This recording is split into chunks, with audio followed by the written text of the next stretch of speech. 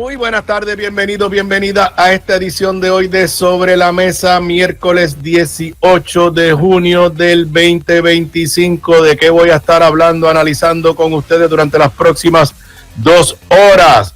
Persecución política dentro del PNP. Departamento de Justicia cita a la anterior secretaria del Departamento de Recursos Naturales y Ambientales. Oficialmente llegó el verano. Llegaron los apagones, los relevos de carga. Más de una semana después, sigue en el limbo el hermoso programa de vivienda joven. Tribunal Federal detiene recortes a programa AmeriCorps, pero esa protección, esa detención de los recortes no incluye a Puerto Rico porque la gobernadora no se unió a la demanda de otros estados. Y en el limbo también los alivios contributivos prometidos por la gobernadora y el PNP, ya a punto de terminar una bien improductiva sesión legislativa. Jueza federal Silvia Carreño pide más información sobre el acuerdo de Wanda Vázquez y los otros coacusados. Gobierno niega alegación del negociado de energía que quitarle el control de los fondos de FEMA a Luma significaría aumento en la tarifa. Tribunal Supremo Federal valida agenda contra población trans y sigue la tensión por la guerra entre Israel e Irán. Esos son los temas que voy a estar discutiendo con ustedes en la tarde de hoy, en esta edición de Sobre la Mesa, que comienza ahora. Un líder cuya voz conecta historia y actualidad. Su visión clara y experiencia única dan luz a los temas que moldean nuestra nación. Aníbal Acevedo Vilá está en Radio Isla 1320. Esto es Sobre la Mesa. Nuevamente bienvenido, bienvenida a esta edición de hoy de Sobre la Mesa. Aquí estoy en vivo como todos los días de lunes a viernes. Para los que me estén escuchando, me estén viendo en vivo, son exactamente las 4:01 de la tarde en vivo a través de toda la cadena de Radio Isla 1320. También me puedes ver y escuchar en vivo en radioisla.tv a través de la aplicación móvil de Radio Isla, y si no la has bajado a tu celular, te invito a que descargues, a que bajes la aplicación móvil de Radio Isla, también en el canal de YouTube de esta emisora, en la página de Facebook de esta emisora, y también me puedes ver y escuchar en vivo en mi página de Facebook. Además, te recuerdo que esta edición se retransmite hoy a las 10 de la noche por el canal 85 de Liberty Cable TV, y además la encontrarás más tarde hoy, temprano mañana, en todas las plataformas que permiten escuchar podcast a través del internet, Spotify, Apple Podcast, Google Play, en cualquiera de ellas, y también la encontrarás en mi canal de YouTube. Sé que muchos de ustedes me escuchan o me ven grabado, no me ofende, no me molesta, después que escuchen las ediciones de Sobre la Mesa, sea en vivo o sea grabado, se lo agradezco y siempre agradezco sus comentarios, trato de leerlos a través de las plataformas de redes sociales. También te recuerdo, anoche, ya desde esta mañana, está disponible el nuevo episodio del podcast Análisis de la Z a la A, que todas las semanas grabo con la licenciada Zoela Boy. En esta ocasión tocamos 2 temas de muchísima impacto en este momento. Analizamos lo que sabemos hasta ahora del acuerdo negociado por la exgobernadora Wanda Vázquez y los otros 2 coacusados con el Departamento de Justicia de los Estados Unidos, pero trascendemos un poco sobre ello y nos hacemos el planteamiento si no estamos en este momento enfrentando un cambio en la política pública del gobierno de los Estados Unidos bajo el liderato de Donald Trump y una nueva definición de lo que para Donald Trump es corrupción gubernamental. El otro tema que tocamos en Análisis de la Z a la A, que ya está disponible en nuestro canal de YouTube, en Spotify y en Apple Podcast, un debate que indirectamente se está dando entre la secretaria de Justicia y la licenciada Zoela Boy. En el episodio anterior de Análisis de la Z a la A, cuando la secretaria recién había sido confirmada, Zoe expresó que tenía dudas sobre la ambigüedad de las expresiones de la secretaria sobre el tema del aborto. Ya luego que ha sido confirmada, se fue de Media Tour, y en una entrevista que ayer en la mañana le hicieron los periodistas Denis Pérez y Rafael Lenín López en una estación colega, la secretaria fue firme en su argumento de que van a procesar en Puerto Rico a mujeres, a médicos, a clínicas que lleven a cabo abortos. Y en este episodio de Análisis de la Z a la A, Zoe les responde, y entre los dos les invito a que vayan a este episodio. Explicamos todo el contexto jurídico y por qué entendemos que la secretaria está equivocada en la interpretación legal que está haciendo de cuál es el estatus del derecho en Puerto Rico de la mujer a tomar una decisión sobre su cuerpo y sobre un embarazo no deseado. Vayan a nuestro canal de YouTube, Análisis de la Z a la A. Si no te has registrado ese canal, dale clic. Vuelvo y te repito, este episodio que grabamos anoche, porque por complicaciones de calendario no lo grabamos temprano en la mañana, apenas se puso disponible en YouTube, en Spotify, en Apple Podcast a eso de las 10, 11 de la mañana. Me parece que es un episodio de mucha actualidad. Si quieres entender el contexto jurídico de toda la discusión sobre el derecho al aborto, te invito a que vayas a nuestro canal de YouTube, y además te invitamos, como siempre, a que te unas a la comunidad digital que Zoe y este servidor estamos creando en la plataforma Patreon. Fácil de hacerlo, entras a esa plataforma, patreon.com/análisis de la Z a la A, y por un cargo mensual de $10 compartimos información directa con los que participan de nuestra comunidad. Pero vamos rapidito a los temas que quiero discutir con ustedes en la tarde de hoy. Anoche, y creo que quien primero lo puso en las redes sociales fue Rafael Lenín López, se trascendió, porque no fue una comunicación oficial, se filtró a la prensa una citación por fiscales del Departamento de Justicia a la anterior secretaria de Justicia, secretaria del Departamento de Recursos Naturales, Anaís Rodríguez Vega. Es una citación para comparecer este próximo lunes. Ahí tenemos en pantalla, o por lo menos creo que tenemos en pantalla, la nota del periódico Metro, edición digital. Exsecretaria del DRNA citada en calidad de testigo a justicia. ¿Cómo ha evolucionado este tema? Primero nos enteramos de la citación.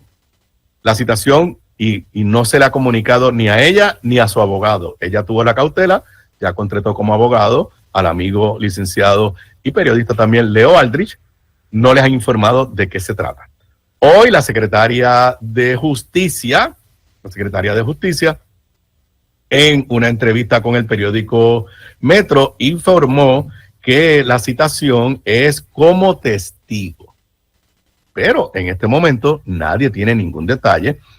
Lo otro que ya trascendió hoy y que lo dijo la secretaria de Justicia, Lourdes Gómez, y también lo reafirmó la gobernadora en unas intervenciones de prensa que tuvo hace unas horas atrás, es que esto es una investigación que inició en enero.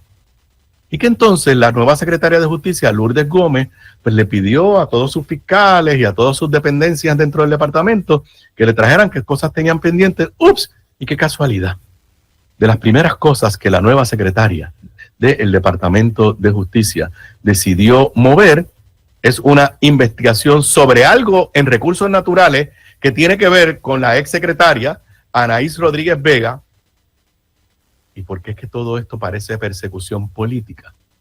Porque Anaís Rodríguez Vega era la secretaria del Departamento de Recursos Naturales cuando Eliezer Molina y otros activistas ambientales presentaron una querella sobre alegación de construcciones ilegales en La Parguera, en la propiedad de los suegros de la, en aquel momento candidata, hoy gobernadora.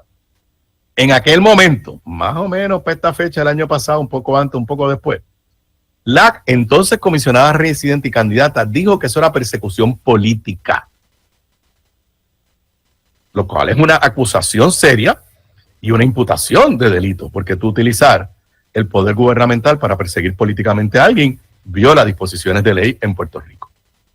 Así que ese es el trasfondo que tenemos. El otro trasfondo que tenemos es que lo primero que hace el nuevo secretario de Justicia, secretario de Recursos Naturales, cuando llegó al cargo en enero, recordarán, Pepe, que gracias a Dios, citando yo a la gobernadora, había un borrador de orden administrativa en el escritorio que legitimaba, legalizaba cualquier construcción ilegal en La Parguera, incluyendo la de los suegros de la gobernadora. Así que tenemos a la gobernadora, cuando era candidata, acusando a Anaís Rodríguez Vega, que lo que hizo fue darle curso a una querella que ella no presentó.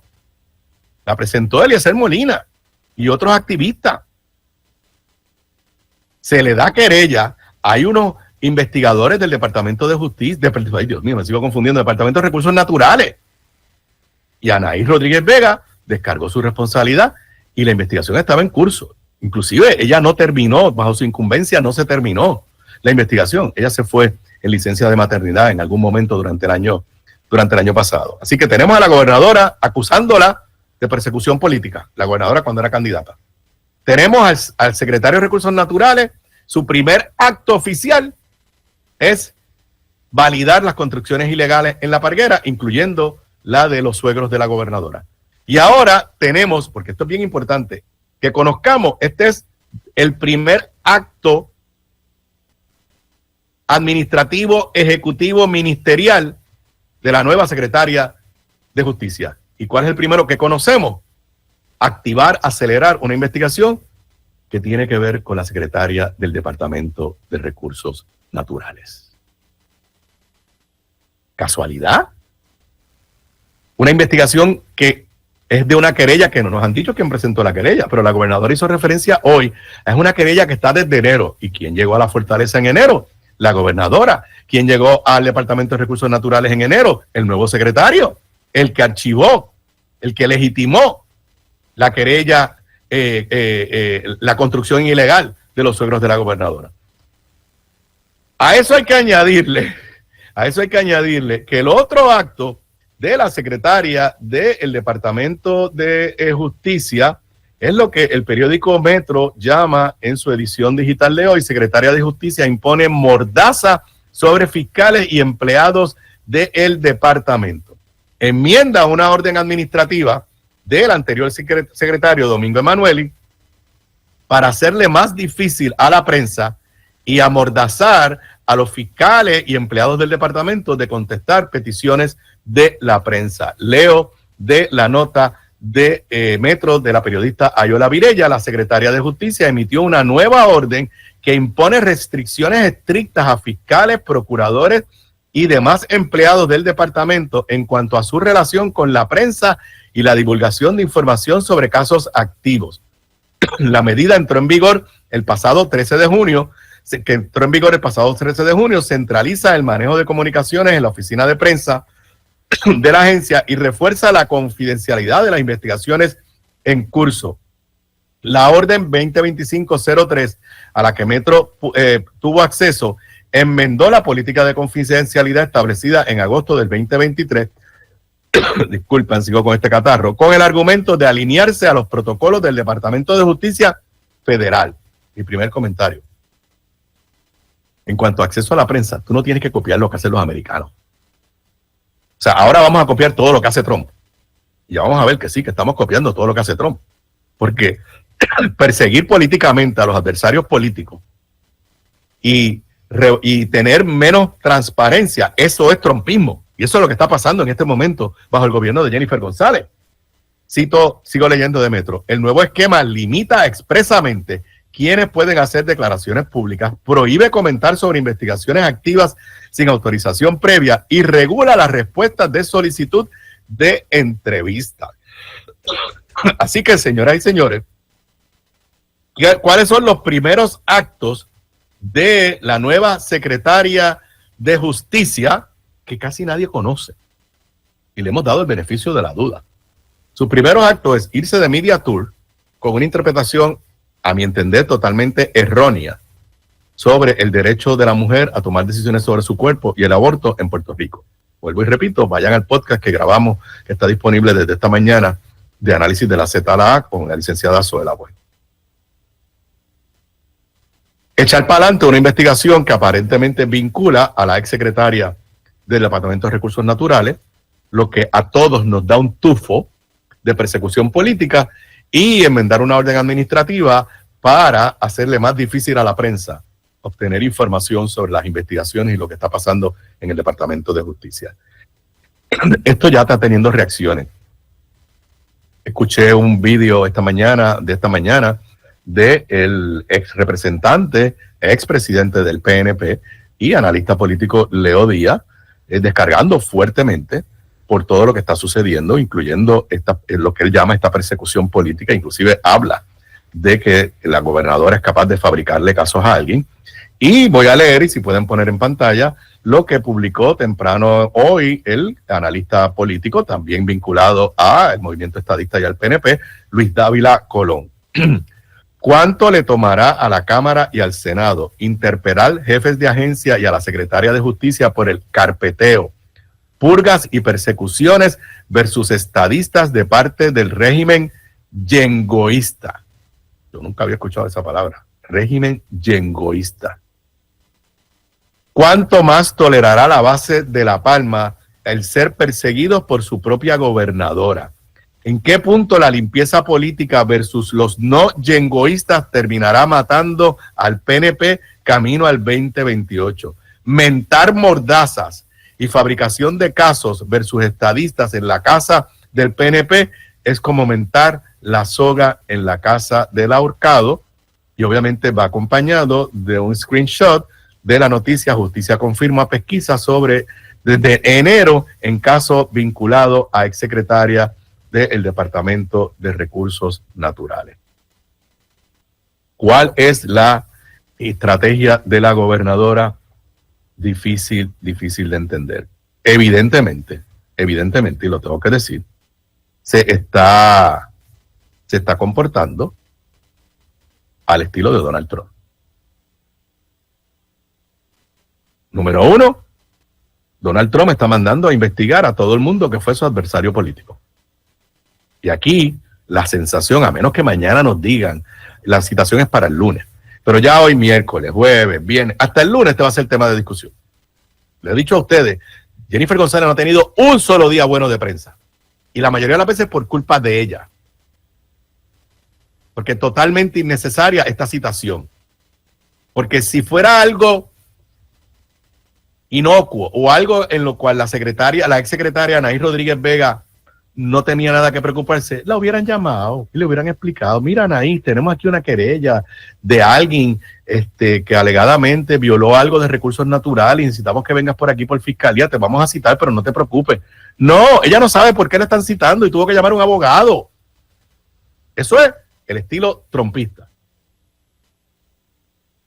Hacerle más difícil a la prensa obtener información gubernamental, ese es el estilo trumpista.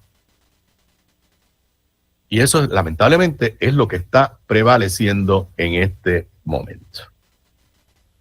Otra controversia, otro daño autoinfligido por la propia gobernadora. Y yo escuché las expresiones de la gobernadora hoy, y lo tengo que decir, daba la sensación, aunque ella dijo que ya no tenía nada que ver con esa investigación, pero daba la sensación como que ella estaba disfrutando el que Anaís Rodríguez Vega tuviera que comparecer ante fiscales del Departamento de Justicia la semana que viene. Bueno, y señoras y señores, oficialmente llegó el verano a Puerto Rico. ¿Y saben cómo sabemos que llegó oficialmente el verano a Puerto Rico? Porque anoche un montón de gente se quedó sin energía eléctrica. Yo estaba en un restaurante como a las 8:30, 9 de la noche, y ¡boom!, se fue la luz. ¿Y que empezaron a gritar ya en son de broma o de no sé ni qué decir? Todos los comensales que estaban allí: Luma, Luma, Luma. Se fue la luz. Hubo miles de abonados, averías que ocurrieron ayer, tanto en las generatrices que son del pueblo de Puerto Rico y que administra Genera, como en Ecoeléctrica.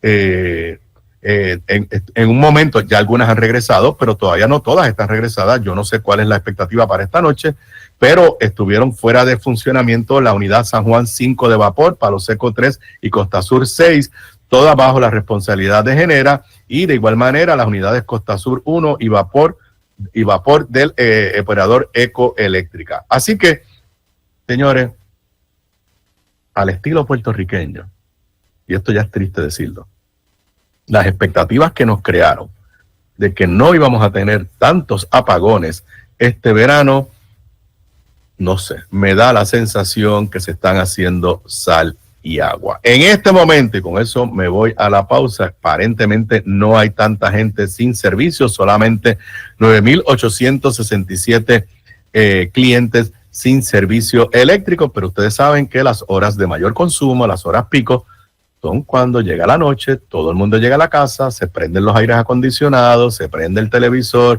y todo eso. Así que ojalá y hoy no haya apagones, pero ya anoche oficialmente llegó el caluroso verano a Puerto Rico y comenzaron los apagones, los relevos de carga. Regreso con más luego de la pausa. La clave para la buena cocina, además de los ingredientes y recetas, está en la calidad de los productos en los que cocinas. Por eso te recomiendo mi línea Giovanna Heike Cookware Collection, con acabado en cerámica, mangos ergonómicos y 4 milímetros de espesor para mejor conducción de calor. Lo distribuye North Caribe Imports y su marca Caribí, donde además encuentras utensilios de cocina y limpieza para tu hogar. Ahora cuida tu jardín con Caribí Garden. Caribí, calidad, experiencia y el mejor precio. Pídelos en tu supermercado más cercano. Simplifica tu vida con Caribí. Distribuye North Caribe Imports, la empresa puertorriqueña con más de 50 años sirviéndote a ti. Bocados Divino, el lugar perfecto para almuerzo o cena. Menú internacional, especializados en los mejores guisos, cabrito al vino, rabo encendido y el mejor osobuco que puedes encontrar. Mariscos frescos del país, langosta de nuestras costas, amplia carta de vinos y jugos naturales, con la mejor localización, seguridad y amplio estacionamiento gratis. Bocados Divino, en el edificio del Colegio de Abogados en Miramar. Para reservaciones, llamar al 787-238-1530. Gramas lindas, gramas, plantas, palmas y todo para tu jardín. En Dorado, 796-1386. 796-1386. Gramas lindas, excelente calidad y servicio insuperable. 796-1386. Y de regreso a Sobre la Mesa, para los que me estén escuchando, me estén viendo en vivo, son las 4:25 de la tarde de hoy, miércoles, mitad de semana, 18 de junio. Antes de irme a la pausa, les decía que oficialmente había llegado el verano. Pues oficialmente continúa el verano porque acaba de salir una nota en el periódico Metro hace apenas unos minutos. A prepararse, esta noche se irá a la luz nuevamente debido a generación limitada. Nota del periódico Metro. El portavoz de la empresa Genera, Iván Báez, confirmó que ante la generación limitada que experimentan las plantas de la red eléctrica del país, no se descartan nuevos relevos de carga durante las horas pico de generación en la noche del miércoles. Báez explicó en el programa de televisión Lo Sé Todo que la posibilidad de interrupciones no se descarta debido a que las plantas se encuentran bajo generación limitada y averías en varias unidades de las centrales. Cita textual. Eso siempre es una posibilidad. El equipo de operaciones tras las averías que se reportaron en Palo Seco 3 y Costa Sur 6 están trabajando aceleradamente y yo entiendo que la unidad 3 de Palo Seco debe estar entrando en horas de la tarde hoy. Costa Sur estamos haciendo un esfuerzo para que en el día de mañana, probablemente antes, pueda entrar. En adición a eso, la unidad de Aguirre, que estuvo en operaciones muchos meses, es probable que podamos sincronizarla durante horas pico del día de hoy. Eso no impide que tengamos una capacidad limitada en lo que suben estas unidades después de las averías que sufrieron. Al ser cuestionado sobre la posibilidad de relevos de carga en la noche del miércoles, el portavoz respondió: es correcto, hay que ser realistas y transparentes con el pueblo, así que parece que vamos para el segundo día consecutivo de relevos de carga, que es la forma elegante de llamarle ahora a los apagones.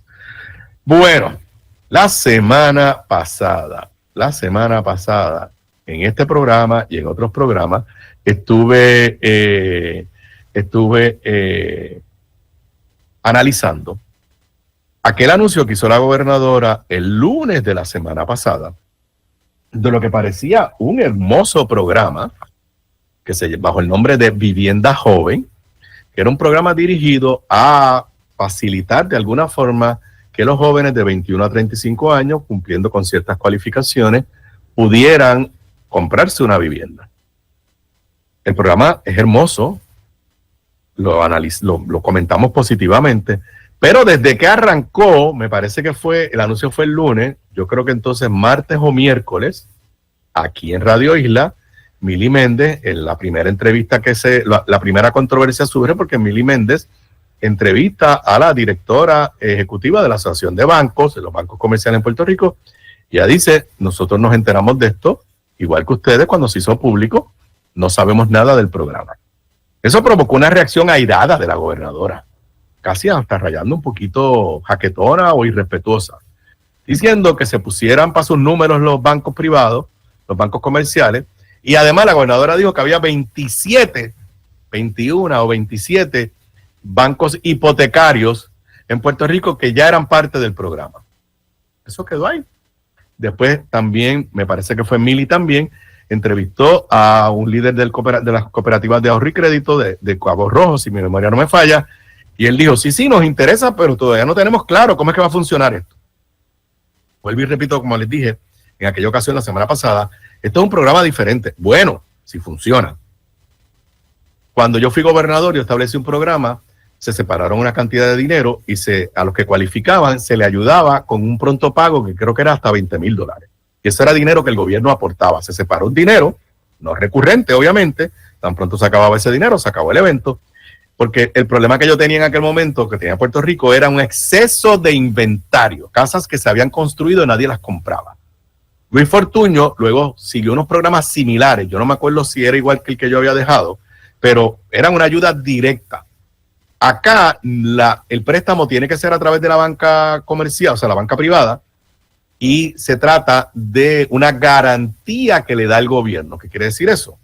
Usted cualifica, el gobierno lo cualifica a usted, y entonces usted va donde el banco, y si usted fue cualificado, el banco, si está participando del programa gubernamental, le da el préstamo con las condiciones que el gobierno pidió, que creo que era un interés más bajo, una serie de condiciones.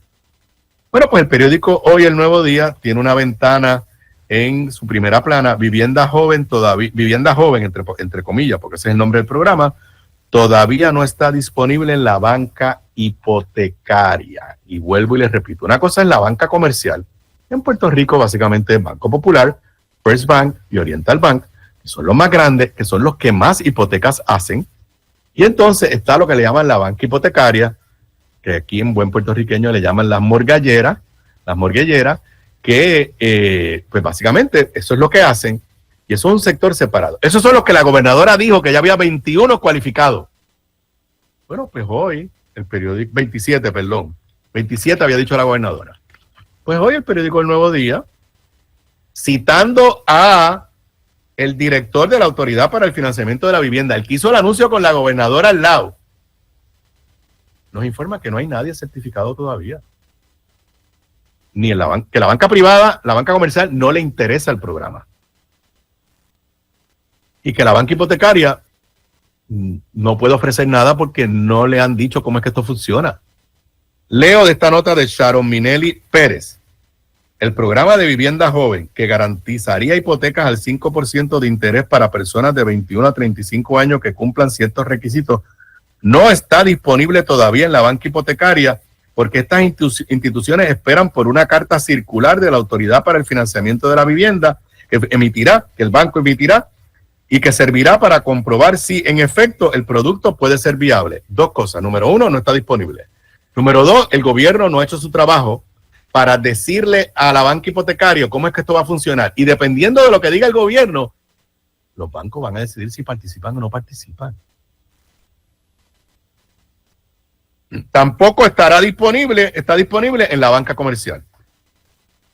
En entrevistas por separado, así lo confirmaron Peter Torres, presidente de la Asociación de Bancos Hipotecarios, y Ricardo Álvarez Barreto, director ejecutivo de la Autoridad para el Financiamiento de la Vivienda. Entonces, el de los bancos hipotecarios dice, no puedo anunciar un producto que no tengo, es ilegal. Si la llamada nos entra, estamos preparados para orientar. Si un cliente está listo para originar ese préstamo porque cualifica y tiene vista la propiedad, nosotros no le podemos hacer. Le tenemos que referir a la Autoridad para el Financiamiento de la Vivienda.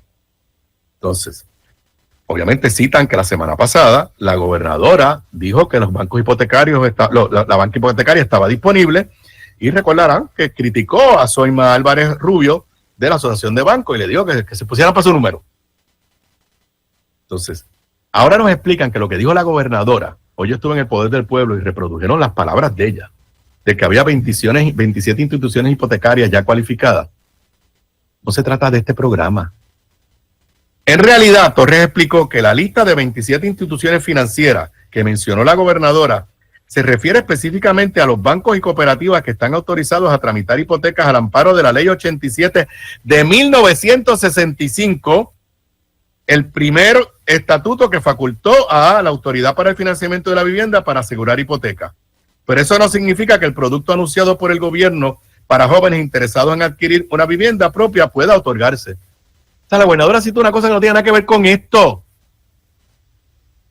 Por su parte, el que estaba al lado de la gobernadora, el del financiamiento para la vivienda, Álvarez Barreto, reconoció que las casas hipotecarias ahora mismo no están en posición de originar hipotecas garantizadas con el seguro anunciado y que próximamente, muy pronto, se emitirá la carta circular que detallará cómo la Autoridad para el Financiamiento de la Vivienda manejará los préstamos que recibirán el respaldo de la agencia.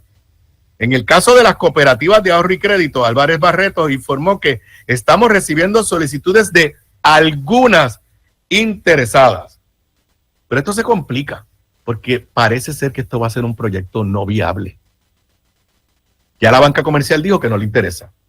La banca comercial es la única que puede dar una hipoteca y tiene la capacidad de quedarse con esa hipoteca por los años que sea. La banca comercial. La banca hipotecaria te da el préstamo y después lo vende. Y mire lo que dice la nota. Como vivienda joven tiene unos requisitos de aprobación más flexibles que las políticas usuales en la banca, Torres explicó que solamente podrían vender esos préstamos directamente a la Autoridad para el Financiamiento de la Vivienda, porque otros inversionistas, como serían los programas federales Fannie Mae o Freddie Mac, por ejemplo, no necesariamente van a asumir el riesgo de adquirirlo. La gobernadora, esto se anunció el 6 de junio. Estamos a 18 de junio. Pues estamos ante improvisación, incompetencia, falsedades o todas a la vez. Pero ¿cómo es posible que la gobernadora haga un anuncio de algo bonito, positivo,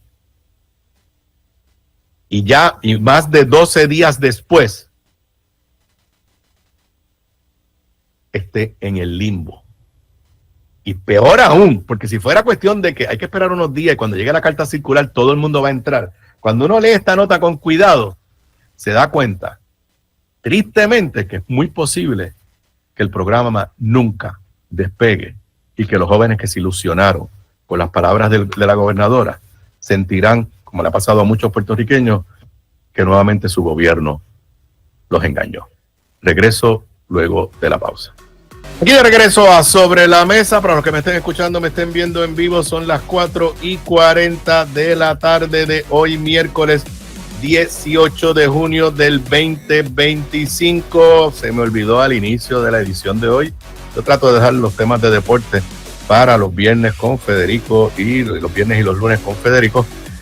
Pero qué clase de juegazo. Ayer mis Piratas de Quebradilla regresaron a la ruta ganadora, venciendo a los Capitanes de Arecibo de Suani Enid Vargas en un juegazo que nuevamente, el que para mí tiene que ser el MVP de esta temporada, Emmanuel Muday, yo creo que echó los últimos 10 puntos, permitió una remontada de Quebradilla y nuevamente demostró que es un jugador al que tú le tienes que dar la bola en el momento clave.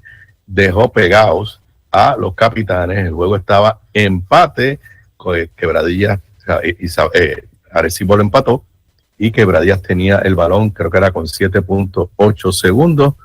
Pudo haber penetrado y decidió hacer un tiro de 3 que quemó la malla, quedando apenas 0.8 segundos.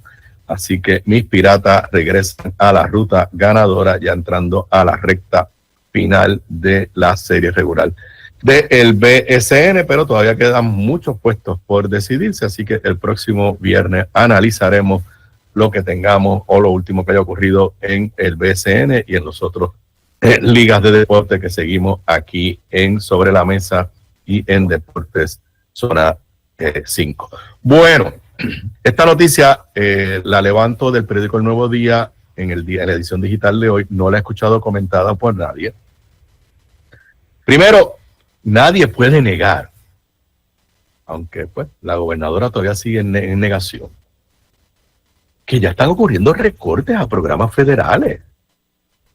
Hace tiempo que no veo una contabilidad, pero ha habido recortes en el área de la salud, ha habido recortes en el Departamento de Educación, que es el más grande que ha sufrido recortes. Diferentes programas, que si los del COVID, que si no son programas que se acabó, que se gastaron los dineros, simplemente que el gobierno de Donald Trump, te quedan ahí 100 millones de pesos, te los tumbo. He dicho siempre, no son recortes contra Puerto Rico. No es que Donald Trump mandó a quitarle chavos a Puerto Rico. Son recortes, como dicen allá en el norte, across the board, contra todo el mundo. Y uno de los programas que el gobierno de Donald Trump le mandó a congelar y quitar los fondos es un programa que se conoce como AmeriCorps. AmeriCorps es un programa de voluntarios que ayudan en comunidades. Es un proyecto hermoso. Yo recuerdo cuando fui gobernador ir a algunas de las actividades de AmeriCorps, y el gobierno de Donald Trump, y bajo la dirección de su amigo, que luego no es amigo y ahora no sabemos dónde están, Elon Musk, lo mandó a recortar para todos los Estados Unidos. Y varios estados demandaron en el tribunal. ¿Y saben qué? Ganaron. O sea, lograron detener la congelación de fondos que había ordenado Donald Trump. Pero ¿saben quién no está incluido en esa orden y quién no va a estar protegido? Puerto Rico.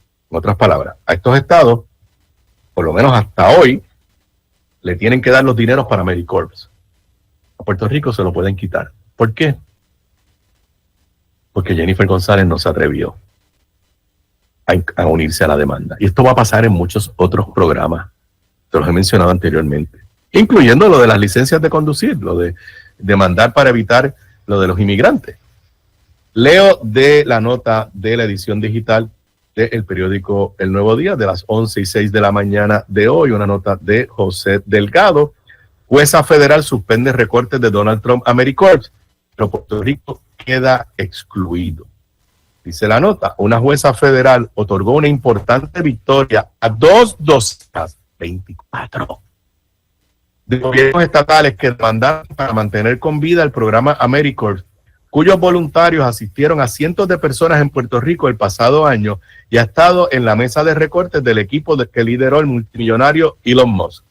El gobierno de Puerto Rico, sin embargo, no podrá beneficiarse de la decisión que libera a esos estados de millones de dólares en subvenciones, debido a que, como en otras instancias referentes a recortes federales, no formó parte de la demanda. La jueza federal de Maryland, Deborah Boardman, suspendió temporalmente a principios de junio la cancelación de subvenciones ordenadas por el gobierno de Donald Trump. La decisión aplica a los gobiernos, casi todos con un gobernador demócrata, que demandaron, ahí está, California, Delaware, Nueva York, New Jersey, Maryland, Colorado, Arizona, Connecticut, Hawaii, Illinois, Kentucky, Maine, Massachusetts, Michigan, Minnesota, Nevada, Nuevo México, Carolina del Norte, Oregon, Pensilvania, Rhode Island, Vermont, Washington y Wisconsin. ¿Pero por qué no está Puerto Rico? Porque la gobernadora no se atreve a hacerle frente a Donald Trump. Dice la nota, el Congreso asignó 557 millones de dólares para AmeriCorps este año fiscal, que concluye el 30 de septiembre. Según la página de internet de AmeriCorps, en 2024 tuvo 900 voluntarios asistiendo a comunidades en Puerto Rico con una inversión de 10.3 millones de dólares. Esto es un programa que con voluntarios tiene una función social. Ayuda a comunidades con necesidades.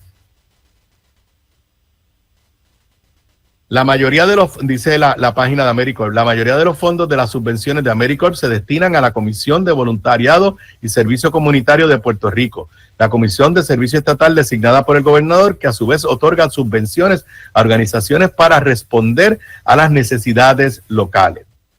Los funcionarios de AmeriCorps y sus voluntarios han ayudado a estudiantes a prepararse para el mercado laboral, conectando a los veteranos con servicios, apoyando para combatir la epidemia de opioides y asistido en la reconstrucción de comunidades dañadas por los desastres naturales. Eso se ha recortado para Puerto Rico porque Jennifer González no ha querido dar la batalla. Y hay 24 estados que han recibido esta protección, pero Puerto Rico se queda fuera porque nuestro gobierno no se unió a la demanda. Y prepárense que de ahí van a venir más. Van a venir más. Porque la actitud de la gobernadora es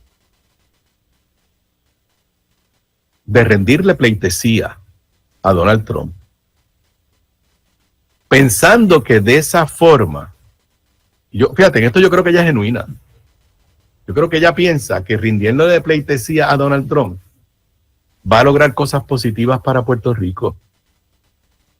Donald Trump tiene una agenda que no le importa a Puerto Rico. Y no va a variar esa agenda porque Jennifer González le rinda pleitesía o no le rinda pleitesía. Claro, a Jennifer le encanta que la traten bien en el Partido Republicano y que la usen de ejemplo de una hispana que es republicana y es trompista y todo eso. Pero nada de eso, ni le produce nada a Puerto Rico. Y perdone que se lo diga. Y mucho menos al movimiento estadista. Porque alguien piensa, alguien dentro del PNP, porque ya hay estadistas que no son PNP, alguien dentro del PNP piensa que la estrategia de Jennifer González en su relación con Donald Trump y con el liderato republicano congresional está adelantando la estadidad. Lo comenté la semana pasada. Y hubo un artículo de José Delgado en el periódico El Nuevo Día del domingo que me citaba. Este es el primer gobernador del PNP, desde que yo tengo uso, desde Pedro Rosselló para acá.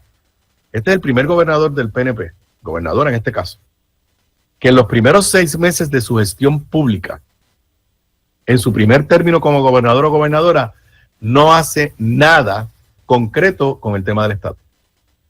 Ni presenta legislación en Washington, ni presenta legislación en Puerto Rico. Así que la estrategia de Jennifer González, por un lado, no nos está protegiendo de los recortes en fondos federales, no está consiguiendo ningún trato especial para Puerto Rico o deferencia de parte de la Casa Blanca, porque se trata de una gobernadora hispana republicana, pero tampoco está adelantando lo que alegadamente es el ideal del PNP y de Jennifer González, que es la igualdad y la estadidad. Claro, en cualquier momento vuelven y sacan la estadidad y bla, bla, bla. Pero a esta fecha, ni tan siquiera Jennifer ha dicho cuál va a ser su estrategia, dizque para poner en vigor el alegado mandato a favor de la estadidad que obtuvieron en el plebiscito de noviembre del año pasado. Que no es ningún mandato. Pero, repito, ya a esta fecha, todos los anteriores gobernadores del PNP, en su primer término, a esta fecha ya tenían o legislación aprobada en Puerto Rico sobre estatus o iniciativas encausadas en el gobierno, en el Congreso de los Estados Unidos sobre el estatus. Jennifer González, cero, nada que presentarle a los estadistas que entienden o creían que ella era o es su líder. Son las 4:51 de la tarde. Yo regreso con más. Se está terminando la sesión legislativa y no hay mucho que enseñar. Regreso con eso y más luego de la pausa.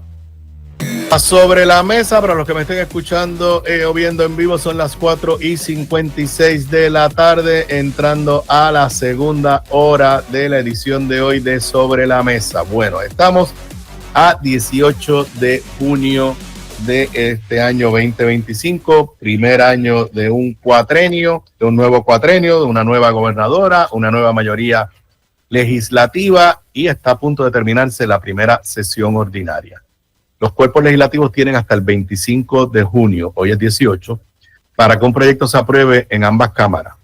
¿Qué quiere decir eso? Que si se aprobó en la Cámara, pero no en el Senado, se tiene que quedar para la segunda sesión o para el futuro. Si se aprueba en ambas cámaras, pero hay enmienda, pues tienen 5 días de lo que se llama comité de conferencia y podría aprobarse y pasar a la firma del gobernador. La primera sesión legislativa para cualquier gobernador, pero particularmente para un gobernador que controla Cámara y Senado. Los que hemos tenido gobierno dividido, gobierno compartido, sabemos que es una situación diferente. Pero la primera sesión para un gobernador que sale electo con Cámara y Senado, y recuerden que Jennifer González ganó con una supermayoría legislativa, 2/3 partes en cada uno de los cuerpos, la primera sesión es la que marca el norte del gobierno. Es la que se debe reflejar en la legislación que se presente y se apruebe. ¿Cuál es la visión del gobernante? ¿Cuál es la visión del partido de gobierno? ¿Cuáles son sus prioridades? ¿Hacia dónde nos quieren llevar? Sabemos que al principio de la sesión todo comenzó extremadamente lento. Yo hice aquí un análisis en los primeros 30, 40 días, ya no recuerdo, y comparaba las iniciativas legislativas presentadas por la gobernadora con todos los gobernadores de este siglo, y la más lenta era Jennifer González. Y de eso no había la más mínima duda.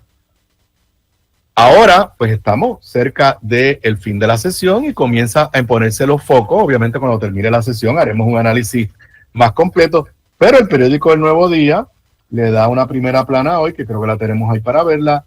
No hay proyecto presentado sin acción legislativa, los alivios contributivos.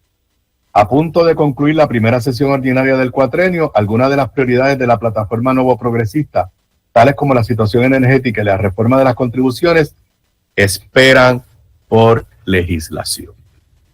Es un artículo de 2 páginas que entrevistan a líderes de los diferentes partidos en la legislatura, pero la conclusión inequívoca es, número 1, lentitud, y número 2, falta de sustancia.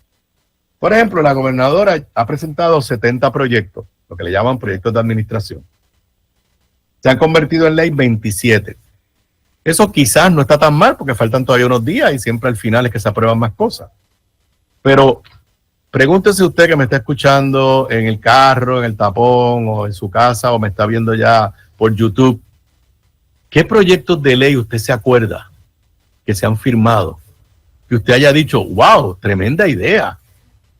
Es más, ¿cuántos proyectos de ley se han firmado que usted diga, diablo, qué disparate, yo estoy en contra de esa política pública?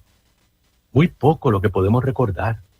De esos de administración o de iniciativa legislativa, inconsecuentes o algunos peligrosos.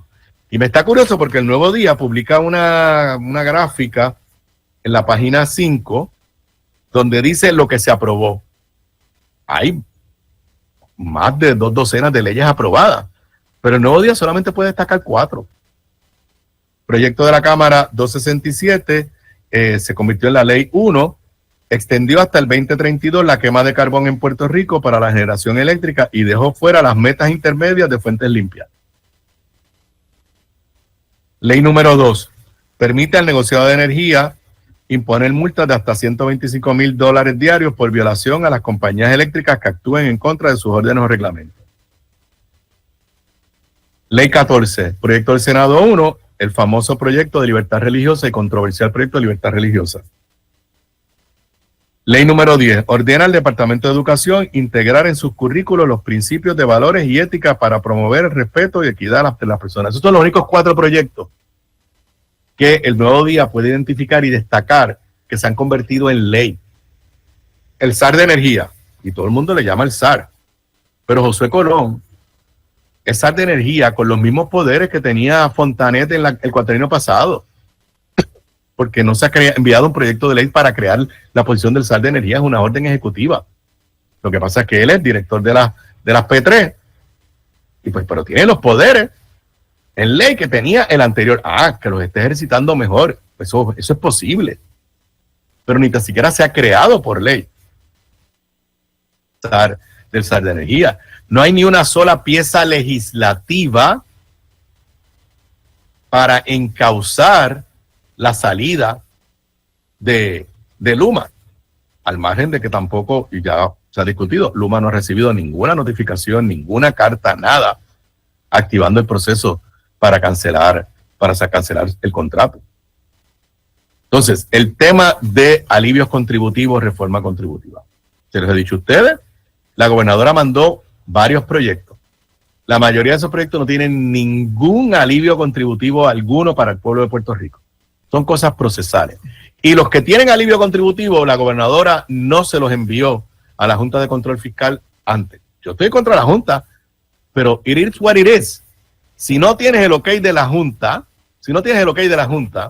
jamás va a entrar en vigor. Y ni hablar de la alegada reforma contributiva.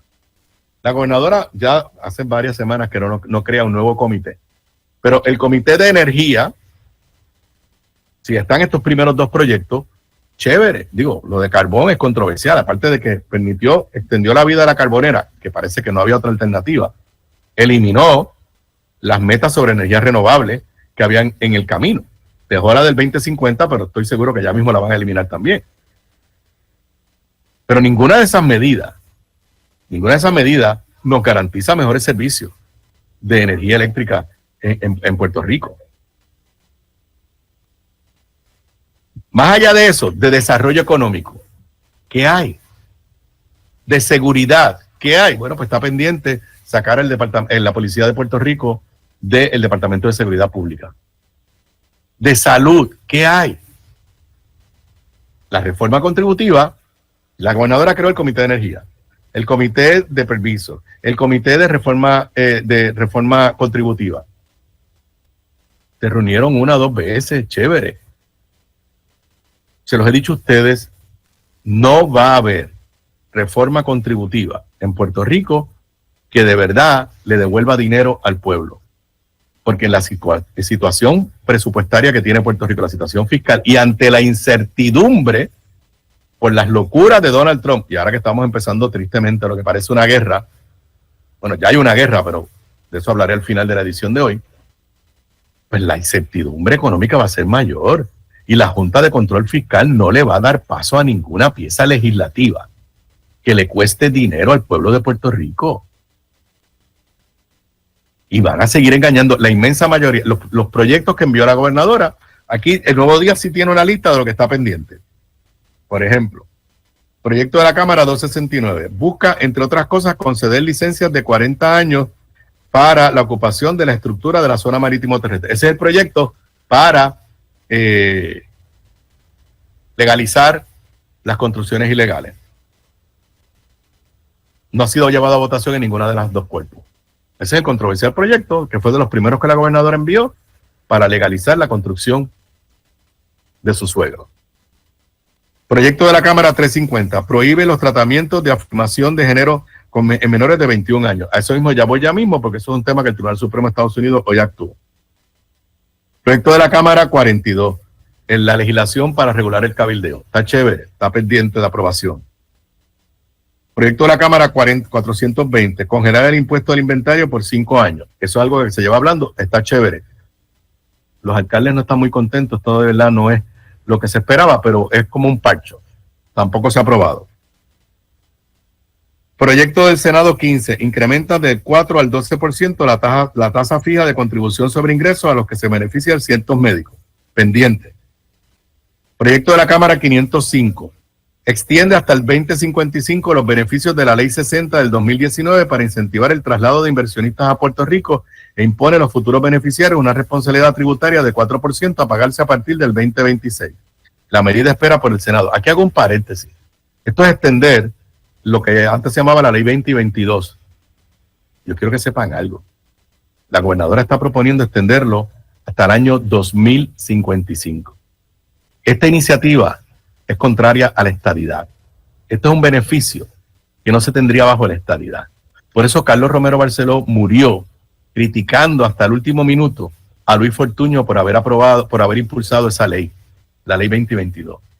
Nadie lo ha discutido, pero que Jennifer González, como parte de sus propuestas contributivas y de desarrollo económico, haya propuesto extender los beneficios de la Ley 20 y 22 hasta el 2055 es su admisión de que la estadidad no está en la agenda, ni ahora ni el año que viene, y por los próximos 20 o 30 años. Proyecto de la Cámara 179. Prohíbe el uso de dispositivos electrónicos, incluyendo los celulares, hasta 8º grado. Es una sesión legislativa inocua, inconsecuente, sin foco, y prepárense que los próximos 4 o 5 días van a aprobar un montón de locura y van a llegar a la oficina de la gobernadora medidas ultraconservadoras. Prepárense, eso viene. Algunas que no son propuestas de la gobernadora, pero ante el vacío de liderato, mi padre me enseñó que la política y el gobierno es como la naturaleza, no tolera un vacío, y cuando alguien deja un vacío se llena con cualquier cosa. Vamos camino al cierre de una sesión legislativa improductiva, un presupuesto que todavía no está cuadrado. Ayer se iba a aprobar en la Cámara, y a última hora la Junta de Control Fiscal pidió que se detuviera su aprobación. No estamos claros cuál es el problema, pero no se ha aprobado el presupuesto, y creo que va a ser un presupuesto que va a generar muchas controversias durante el próximo año, a pesar de que la gobernadora sigue celebrándolo y proclamándolo como si fuera algo positivo para ella. Bueno, ayer discutimos extensamente el acuerdo, que no tenemos los detalles, entre el gobierno federal, la Fiscalía Federal, y Wanda Vázquez y los otros coacusados en el caso de corrupción. Y obviamente pues lo hemos analizado extensamente desde la perspectiva de lo que eso significa. Como les dije al principio, en el nuevo episodio de Análisis de la Z a la A, Zoela Boy y este servidor, entramos en detalle en cuanto a lo que entendemos que está pasando más allá de el propio archivo de los casos del archivo de los casos contra Wanda Vázquez y los coacusados.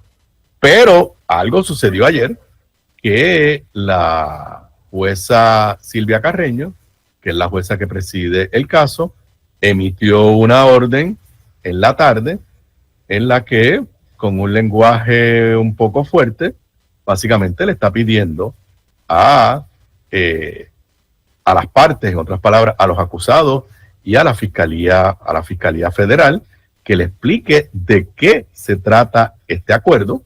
Les da hasta este viernes para que se pongan por escrito, y yo creo que esas expresiones de la jueza primero evidencian una cierta incomodidad de parte de la jueza con estas negociaciones, pero es un recordatorio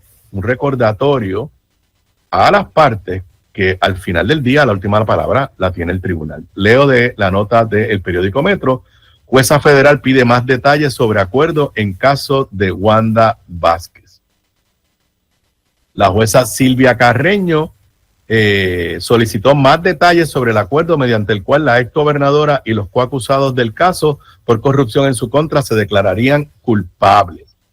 En una nueva moción que fue de anoche, Carreño Col ordenó a la defensa de la exgobernadora, así como los abogados de los coacusados, el banquero venezolano Julio Herrera Bellutini y Mark Rossini, aclarar los términos del acuerdo alcanzado con la Fiscalía Federal. Cita textual de la orden de la juez: los acusados han informado al tribunal que han llegado a un acuerdo con Fiscalía. Eso está claro. Sin embargo, el tribunal aún desconoce los detalles específicos del acuerdo. Y hasta cierto punto, eso es comprensible. Después de todo, como ya lo indicó el suscrito, el tribunal no interviene en las negociaciones de culpabilidad. No obstante, para poder avanzar responsablemente con este caso, los acusados y Fiscalía deben proporcionar información adicional. Primero, deben aclarar si el acuerdo consiste en declaraciones de culpabilidad simple o acuerdos de culpabilidad. Segundo, si el acuerdo contempla acuerdos de culpabilidad, las partes deben especificar el tipo de acuerdos que se presentarán para la consideración del tribunal, expresó la jueza en la moción. Así que, señoras y señores, Esto le pidieron reacciones a los abogados de las partes y no quisieron reaccionar. Pero, ¿qué quiere decir esto? Que al igual que ustedes y yo, que no estamos claros en qué fue lo que se acordó. Y no estamos claros en las consecuencias de lo que se acordó. Lo que sabemos hasta ahora lo discutimos ayer. Parece ser que el acuerdo es que se declaran culpables por unos delitos menos graves, que esos delitos menos graves no conllevan cárcel, pero cuidado, porque hay delitos menos graves que podrían tener algo de cárcel. Y creo que aquí, evidentemente, la jueza lo que les está diciendo es, vengan aquí, full disclosure, como dicen allá en el norte. Yo quiero conocer los detalles de lo que acordaron, lo que implica, porque vuelvo y repito, al final la sentencia la dicta el juez, en este caso la jueza. La tiene que dictar dentro del margen de lo que el código dispone como sentencia, dependiendo del delito por el cual la persona se está declarando culpable. Pero si el delito por el que se declara culpable tiene una posibilidad de cárcel, eso no está descartado. Y no importa que la fiscalía dijo, ya que ha habido un caso en Puerto Rico, donde la persona se ha declarado culpable, fiscalía ha hecho una recomendación de una sentencia y el juez ha declarado una sentencia mayor a la que recomendó fiscalía. Así que el drama en cuanto a Wanda Vázquez y su pleito no ha terminado. Tendremos un próximo capítulo el próximo viernes, o quizás será el lunes, porque depende a la hora que se presenten los escritos, y ya creo que entonces el viernes en la tarde o el viernes en la noche tendremos los detalles de cuál es el verdadero acuerdo entre Wanda Vázquez y los dos coacusados y la Fiscalía Federal. Sobre ese tema, como dije al principio, en el podcast que Zoe y yo grabamos ayer y que ya está disponible, Análisis de la ZLA, profundizamos sobre algo que yo creo que tenemos que reflexionar. Y es, si más allá de lo que esto significa para Wanda Vázquez, este es el resultado de un cambio en la política pública de Donald Trump y de su Departamento de Justicia.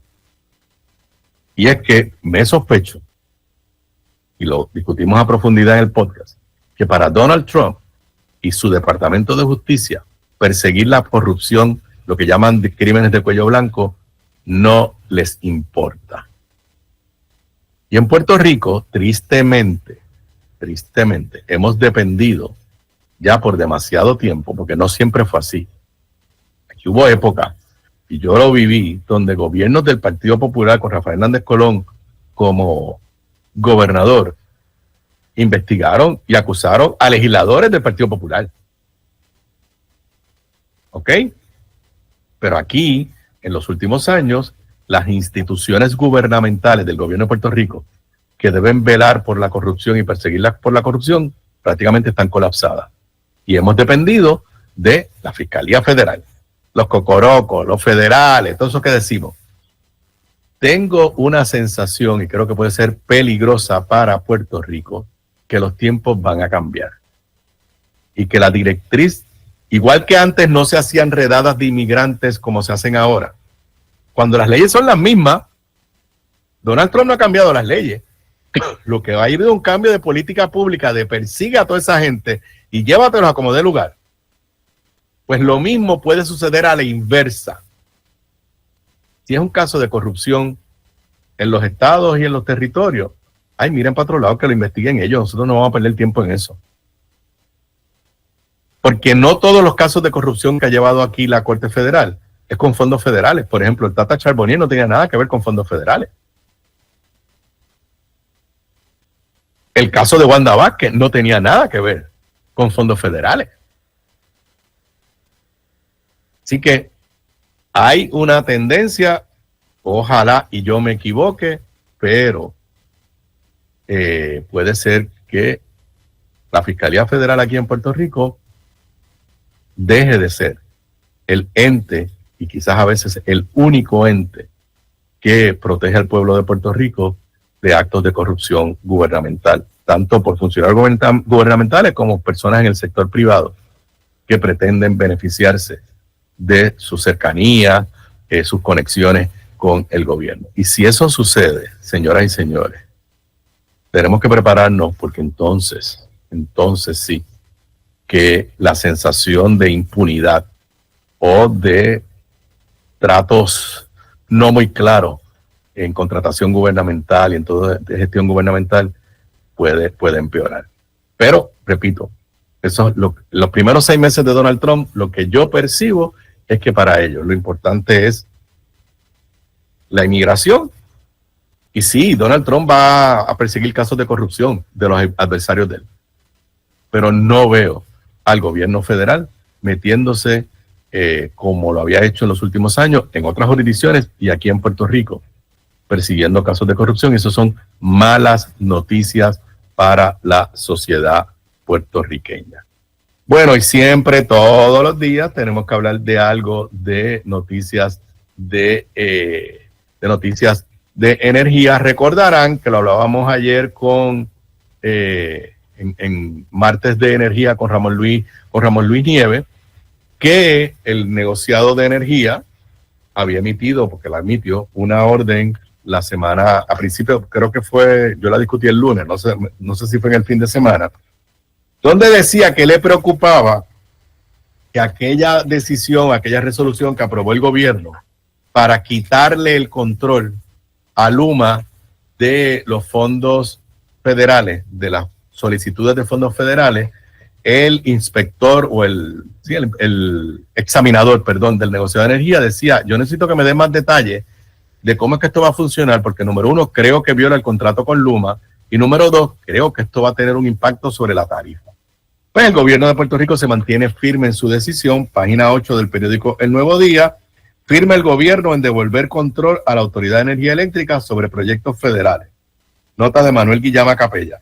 El director ejecutivo del COR 3, Eduardo Soria, el SAR de Energía, Josué Colón, y la directora de la autoridad, Mari Carmen Zapata, rechazaron la premisa que devolver a la corporación pública el control de las solicitudes de fondos federales para proyectos de reconstrucción redundará en retrasos en la ejecución o alzas en costos que tengan un impacto sobre los consumidores. Eso es lo que le dicen a la prensa, pero le tienen que contestar, que soy yo, al examinador por escrito. Y fue un lenguaje bien fuerte el que el examinador utilizó.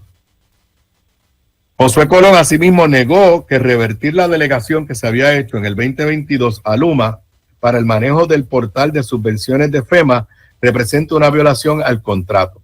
Eso es incorrecto, decir que esa decisión es contraria al contrato. De hecho, ese era el escenario antes, dijo Colón, en referencia a que hasta noviembre del 2022 la gerencia de la autoridad que él encabezaba como director ejecutivo se encargaba de someter a FEMA los proyectos del sector de transmisión y distribución que correspondía a Luma ejecutar. Según Colón, él y Zapata, que fungía como subdirectora, atendían directamente las aprobaciones de los proyectos que se solicitaban, paréntesis mío. Y en aquel momento sentíamos que los proyectos se estaban moviendo rápido, porque él lo dice como si aquello hubiera sido miel sobre hojuelas. Aquí la sensación de atraso en el movimiento de fondos federales ha sido continua. Me voy a la pausa. Cuando regresemos luego de la pausa, termino con este tema sobre la Autoridad de Energía Eléctrica y nos movemos a el escenario federal. Regreso con más luego de la pausa. Aquí de regreso a Sobre la Mesa. Para los que me estén escuchando en vivo, son las 5:25 de la tarde. Terminando con el tema que interrumpí para irme a la pausa.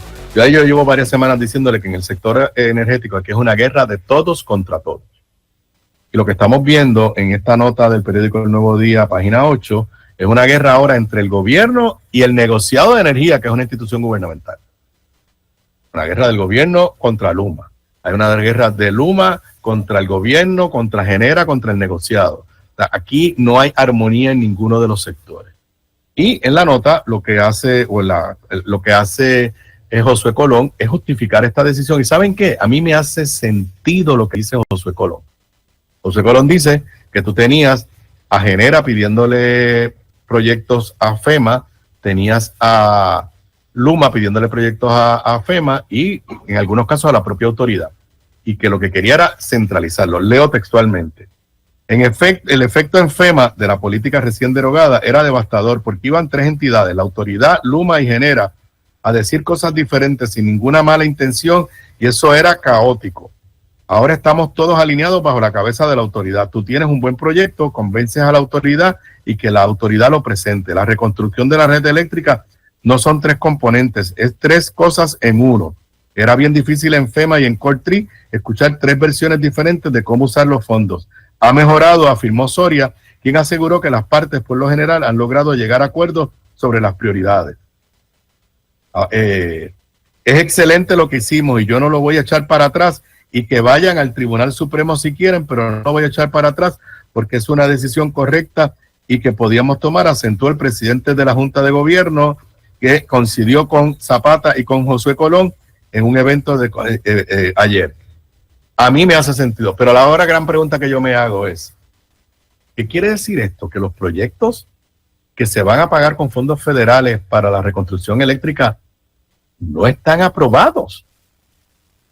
Porque yo juraba que ya todos esos chavos que nos dieron, se sabía para qué se van a usar. Lo que sucedía es que faltaban los procesos de permiso y burocracia. Pero ahora me da la sensación de que estamos en el 2025 y que ahora es que se le van a someter y a presentar propuestas a FEMA. No sé, no estoy claro.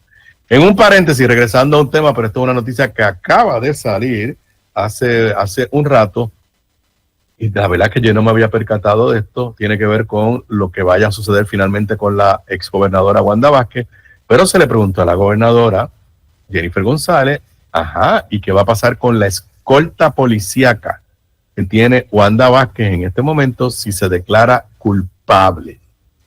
Dice la nota de Gloria Ruiz Cuilan en el periódico El Nuevo Día, cuestionada sobre si retirará la escolta que tiene asignada a la exgobernadora Wanda Vázquez, luego que se anunciara que llegó a un acuerdo de culpabilidad con la Fiscalía Federal. La gobernadora Jennifer González afirmó este miércoles que esperará a ver el resultado final para tomar una decisión. Cita textual, todavía es la primera vez que recibo esa pregunta. Primero, aquí ha habido mucha especulación sobre si va a haber un acuerdo, si no va a haber un acuerdo. Paréntesis, gobernadora, hay un acuerdo, no hay especulación. Amor a Dios, gobernadora, lea los periódicos. Hay un acuerdo, lo que no sabemos es el detalle de los acuerdos. Vuelvo a la nota de lo que dice la gobernadora. Hace una semana era una cosa, ahora es otra. Una vez el tribunal toma una determinación final en el caso de la exgobernadora, yo voy a estar en mejor posición de poder dar mi opinión, afirmó la mandataria. Cuando se le insistió si se retirará la escolta, si la exgobernadora finalmente se declara culpable, González dijo que no especularía sobre acciones que todavía no han ocurrido. Y pues obviamente este tema revive todo el tema de las escoltas. Ustedes me conocen, yo no tengo escolta. Como cuestión de hecho, cuando fui gobernador, tomé la difícil decisión de retirarle paulatinamente, pero retirarle todas las escoltas a todos los exgobernadores.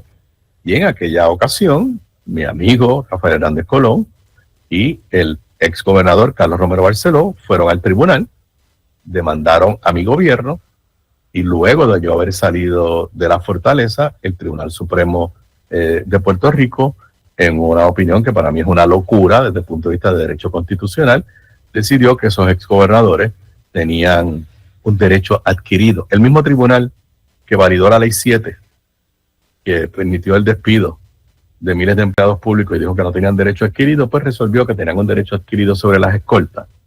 Y de ahí en adelante, todos los exgobernadores han tenido derecho a pedirla. Yo no tengo escolta, hasta donde sé, Sila Calderón no tiene escolta.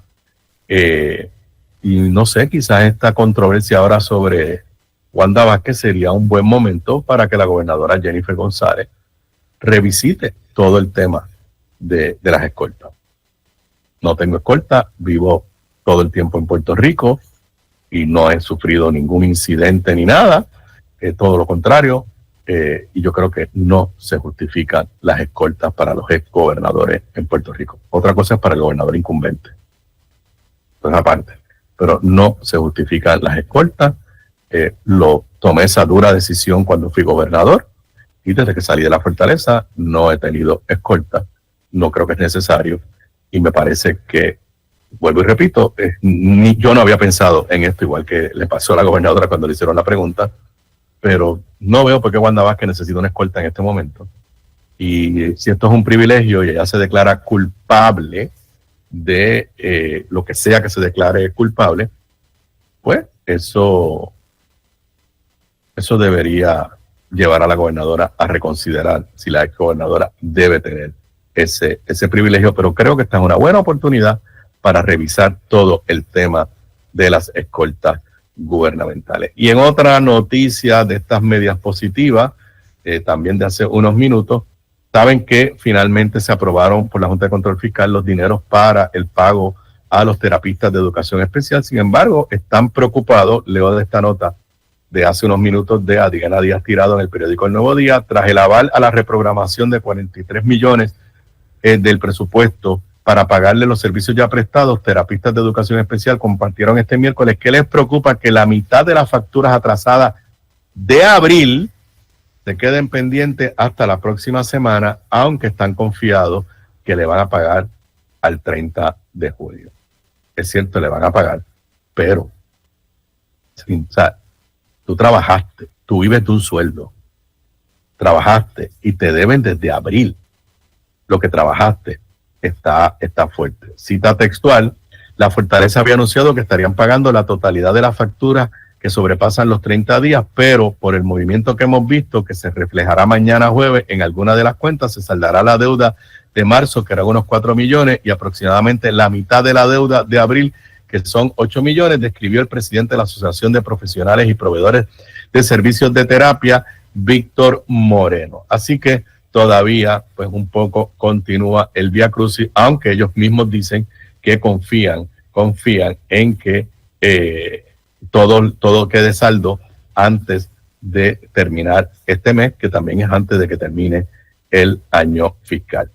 Bueno, y un poco moviéndonos a el escenario federal, internacional, pero primero que tiene que ver con la economía. Hoy se reunió el Banco de la Reserva Federal, ese es el Banco de los Estados Unidos, ese es el que establece las tasas de interés, que tienen un efecto sobre todo lo que el crédito privado, todo, y también es un poco quien nos da los anticipos de cómo se va a comportar la economía, y no son buenas noticias. La Reserva, estoy leyendo también de la edición digital del periódico El Nuevo Día de hace unas horas, la Reserva Federal mantiene sin cambios la tasa de interés y anticipa más inflación.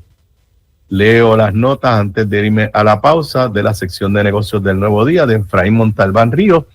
Con una decisión unánime, los gobernadores que componen el Comité Federal de Mercados Abiertos de la Reserva Federal mantuvieron este miércoles sin cambios la tasa de referencia, la tasa de interés, mientras que ajustaron ligeramente a la baja proyecciones de crecimiento económico para la economía de Estados Unidos en lo que queda de año. O sea, la proyección es un poco hacia abajo.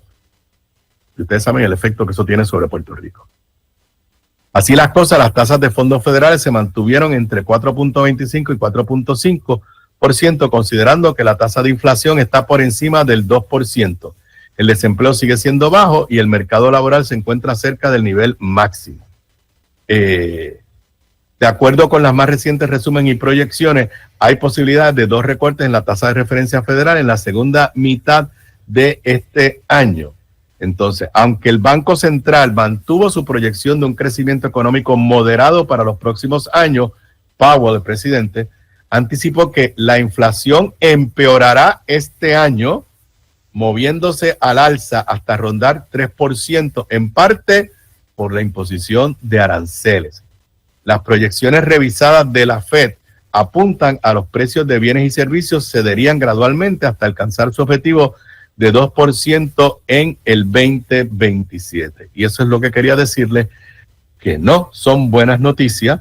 Donald Trump ganó las elecciones, en gran medida prometiendo una baja en la inflación, y el Fed, la Reserva Federal, nos está diciendo que las acciones de Donald Trump los están llevando a revisar, no a una inflación como la que vivimos en los momentos de la pandemia y pospandemia, pero a una inflación mayor de la que estamos viviendo en este momento. Y a eso le añado yo que no soy economista, que presumo que el Banco de la Reserva en este momento no está examinando la incertidumbre de qué ocurriría si se sigue complicando la guerra entre Irán e Israel, que cada minuto se está complicando. Pero hablar de ese tema y de temas federales, con eso cuando regrese luego de la pausa.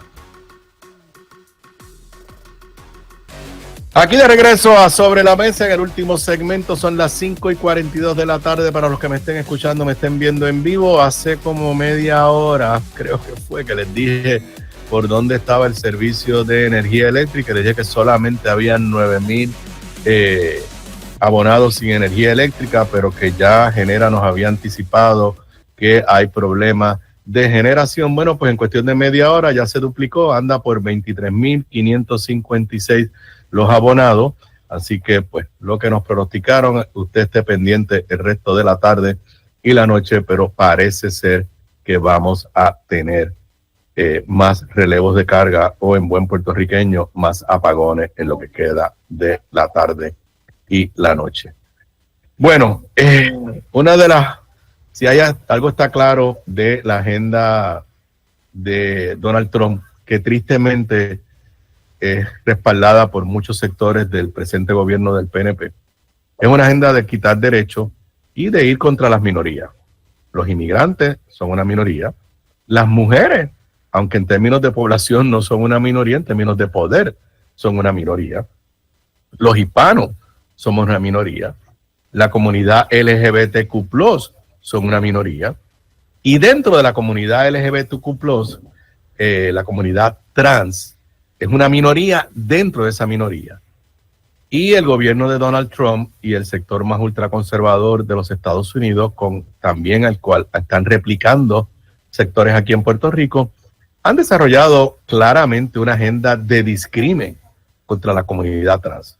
Por ejemplo, Donald Trump prohibió a las personas trans ser miembros del ejército de los Estados Unidos y ha tomado otra serie de medidas en contra de la comunidad trans. Hoy el Tribunal Supremo de los Estados Unidos se une a esa triste tendencia al validar una ley de el estado de Tennessee, un estado altamente conservador, que prohibía los tratamientos de afirmación de género en jóvenes. Leo una nota de prensa asociada. El Tribunal Supremo de Estados Unidos confirmó la prohibición de Tennessee de la cirugía de afirmación de género para jóvenes transgénero en un fallo que probablemente tendrá repercusiones en todos los Estados Unidos. La mayoría de los estados controlados republicanos ya tienen prohibiciones similares, y en Puerto Rico hay proyectos, soy yo, y en Puerto Rico hay proyectos de ley con objetivos similares. Fue una decisión escrita por el juez Roberts, el juez presidente del Tribunal Supremo.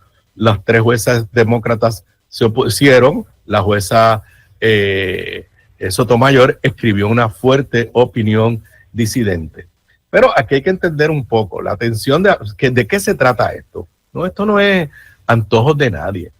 La atención de afirmación, estoy leyendo la nota de prensa asociada, la atención de afirmación de género incluye una gama de servicios médicos y de salud mental para apoyar la identidad de género de una persona o su sensación de sentirse hombre, mujer o ninguno. A veces eso es diferente del sexo que se le designa al nacer. Los servicios se ofrecen para tratar la disforia de género. O sea, estos son condiciones de salud, condiciones mentales. Estamos en un retroceso histórico, hoy validado por el Tribunal Supremo de los Estados Unidos, lo cual va a generar mayor fuerza a los sectores ultraconservadores en Puerto Rico. Igual con el tema del aborto. Prepárense, mañana en el Senado va a aprobarse legislación para darle derecho al nacituro, al feto. Y esto es parte de toda una estrategia para ir quitándole derecho a la mujer de tomar sus decisiones sobre su cuerpo. Pues ya, en el caso de los transgéneros, vamos por el mismo camino. Lo he dicho anteriormente, lo repito, nunca en mi vida yo había visto que una generación vaya a formarse y crecer con menos derechos que la generación anterior. Eso es lo que se está empezando a vivir en los Estados Unidos y en Puerto Rico como resultado de las políticas públicas de Donald Trump y aquí en Puerto Rico respaldada por el sector más ultraconservador del PNP, con tristemente el respaldo de la gobernadora, que no era tan ultraconservadora, pero que ante su debilidad política, tristemente no la veo como que sea un freno a estas medidas que están aprobándose o que van camino a aprobarse por la legislatura de Puerto Rico. Y en el tema, mire, yo estaba hoy haciendo gestiones de celulares. Ya todo el mundo está preocupado si vamos camino a una tercera guerra mundial, qué es lo que está pasando. O sea, esto de Israel e Irán, ya todo el mundo está pendiente. La realidad es que no ha habido desarrollos hoy dramáticos que no sea que la retórica de lado y lado ha ido más fuerte y que cada momento Donald Trump da la sensación de que Estados Unidos se va a envolver directamente en esta guerra. Recordarán que ayer Donald Trump pidió una rendición total del régimen de Teherán, y hoy el líder espiritual, el Ayatollah Khomeini, básicamente le dijo que ellos no se van a rendir y le contestó con una retórica fuerte a qué sucedería si Estados Unidos se mete en la guerra bombardeando a Irán directamente. Como les expliqué ayer, en la petición de Netanyahu, del primer ministro de Israel, es que Estados Unidos entre con unas superbombas en unos aviones que pueden cargar esas superbombas de 30,000 libras, porque son las únicas bombas que quizás puedan destruir los laboratorios de enriquecimiento de uranio que están subterráneos en Teherán. Hoy Donald Trump, y esto es duro, Donald Trump está tratando esto como un chiste. Hoy hizo expresiones que nadie sabe lo que yo voy a hacer. Y después dijo, la semana que viene puede ser una semana extraordinaria. Le volvió a dar un ultimátum a el régimen de Teherán. Le dijo the ultimate ultimatum, whatever that means. Dijo cosas como the next week is going to be big. O sea, como si estuviera hablando de un juego de baloncesto, de un juego de fútbol. Así que las tensiones siguen en aumento. El temor de las consecuencias que esto va a tener si Estados Unidos entra de lleno es serio. Ya esto está ocasionando divisiones dentro del sector ultraconservador MAGA de Trump, porque la filosofía de Trump era no meterse en guerras que no tuvieran nada que ver con los Estados Unidos. Recuérdense que para ellos el aislamiento, el encerrarse, el crear barreras es parte de su filosofía, y ya comienzan a darse fracturas dentro del movimiento republicano, pero tristemente no surgen voces fuertes en el Congreso de los Estados Unidos para parar a Donald Trump, entre los republicanos, obviamente, y no sé, me da la sensación de que Donald Trump está sucumbiendo ante las presiones del gobierno de Israel y de Netanyahu, y que la intervención de los Estados Unidos podría ser algo real para la semana que viene, con, entiendo yo, nefastas consecuencias para la humanidad. Y con eso yo me retiro. Ustedes y yo nos volvemos a ver mañana jueves a las 3:55 de la tarde. Y recuerda, si es jueves de película y streaming con Gabriela Acevedo Gándara. Si quieres saber qué empieza en los cines en Puerto Rico y qué está llegando a Netflix y a las diferentes plataformas de streaming, pues mañana en los últimos segmentos de Sobre la Mesa, jueves de película y streaming con Gabriela. Muy buenas tardes para todos.